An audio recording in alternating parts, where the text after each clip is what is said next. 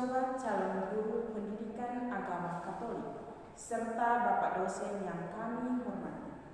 Selamat datang di video edukatif kami kali ini. Sebelum kami memulai video edukatif kami, izinkan kami memperkenalkan nama kami masing-masing. Perkenalkan, nama saya Marcelina Gladiana Atto, pembawa narator. Perkenalkan, nama saya Silviana Putri Delima Mteme, pembawa materi bagian pertama. Perkenalkan, nama saya Maria Olivia Taus, pembawa materi yang kedua. Perkenalkan, nama saya Astriana Marsanda Foni, pembawa materi bagian ketiga. Perkenalkan, nama saya Theophilus Bay, pembawa materi keempat. Sekian dan terima kasih. Tujuan video hari ini adalah untuk menjelaskan bagaimana bahasa Indonesia berperan penting dalam pemahaman tentang struktur bahasa dapat meningkatkan kualitas penyampaian materi pendidikan agama. Di Indonesia yang memiliki beragam suku dan bahasa daerah, bahasa Indonesia menjadi jembatan yang menghubungkan umat Katolik dari berbagai latar belakang.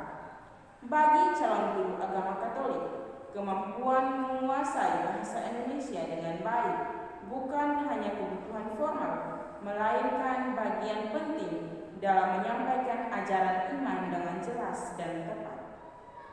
Pada video kali ini, kami akan fokus membahas tentang diksi dalam bahasa Indonesia, serta hubungan antara pemilihan kata yang tepat dengan aktivitas calon guru dalam menjelaskan ajaran iman.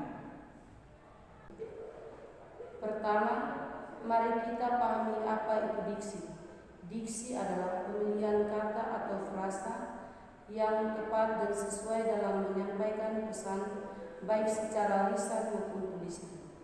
Dalam bahasa Indonesia, satu konsep dapat diungkapkan dengan beberapa kata yang memiliki makna sama atau mirip, tetapi dengan nuansa yang berbeda. Misalnya, kata menyatakan versus mengumumkan.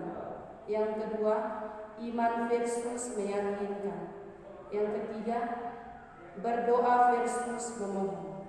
Pemilihan kata yang salah bisa menyebabkan kesalahpahaman, terutama ketika menyampaikan materi yang bersifat mendalam seperti ajaran agama.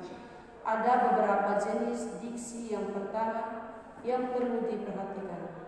Yang pertama, diksi resmi, digunakan dalam konteks formal seperti pidato atau buku ajaran agama.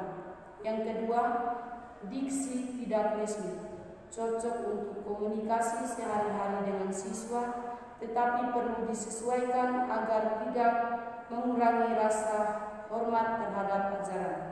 Yang ketiga, diksi teknis, kata-kata khusus dalam ajaran Katolik seperti Ekaristi atau sakramen yang harus digunakan dengan ajaran agar pesan tidak salah.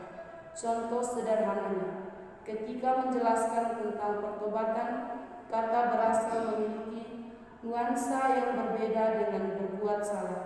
Pemilihan kata berbuat salah yang diikuti dengan penjelasan tentang kesempatan untuk berbuat akan lebih memberikan nuansa positif dan sesuai dengan ajaran kasih Tuhan.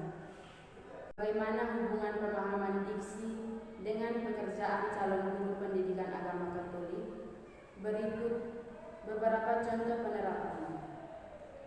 1. Dalam penyampaian ajaran iman, ketika menjelaskan tentang kasih Tuhan, calon guru perlu memilih kata-kata yang dapat menyampaikan ke dalam makna tanpa perlu terlalu rumit.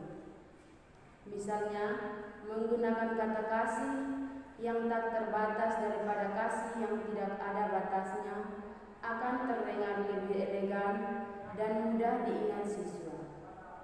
Selain itu, pemilihan kata yang sesuai dengan usia dan tingkat pemahaman siswa sangat penting untuk siswa SD bisa menggunakan bahasa yang lebih sederhana, seperti Tuhan sangat mencintai kita, seperti orang tua mencintai anaknya, sedangkan untuk siswa SMA bisa menggunakan konsep yang lebih mendalam dengan diksi yang sesuai. Yang kedua, dalam pembuatan materi ajar dan bahan bacaan. Calon guru sering membuat modul, lembar kerja, atau naskah pidato. Pemilihan diksi yang tepat akan membuat materi lebih mudah dipahami dan tidak menimbulkan kesalahpahaman. Misalnya, ketika menulis tentang sakramen baptis, menggunakan istilah teknis dengan penjelasan yang jelas akan membuat siswa memahami makna secara tepat. Yang ketiga, dalam komunikasi dengan umat dan orang tua siswa, bahasa Indonesia menjadi alat komunikasi yang netral dan dapat dimengerti oleh semua pihak.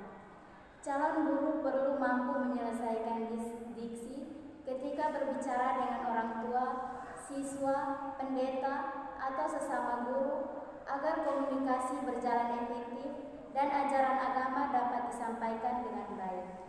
Yang keempat, dalam menangani pertanyaan siswa, ketika siswa mengajukan pertanyaan tentang ajaran yang kompleks seperti mengapa Tuhan mengizinkan penderitaan, calon guru perlu memilih kata-kata penuh empati dan sesuai dengan ajaran Katolik sehingga jawaban tidak menyimpang dan dapat memberikan pemahaman yang benar.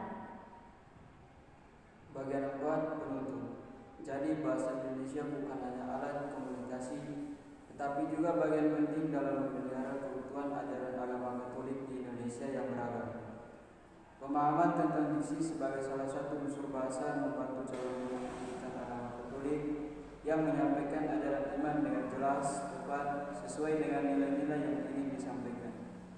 Dengan menguasai bahasa Indonesia dengan baik, kita dapat menjadikan pendidikan agama Katolik sebagai sarana untuk memperkuat iman dan menyatukan umat dalam bingkai persatuan bangsa. Sekian hasil video edukatif dari kami. Terima kasih telah menyimak video ini. Semoga informasi yang diberikan bermanfaat bagi perjalanan kita sebagai calon guru pendidikan agama Katolik.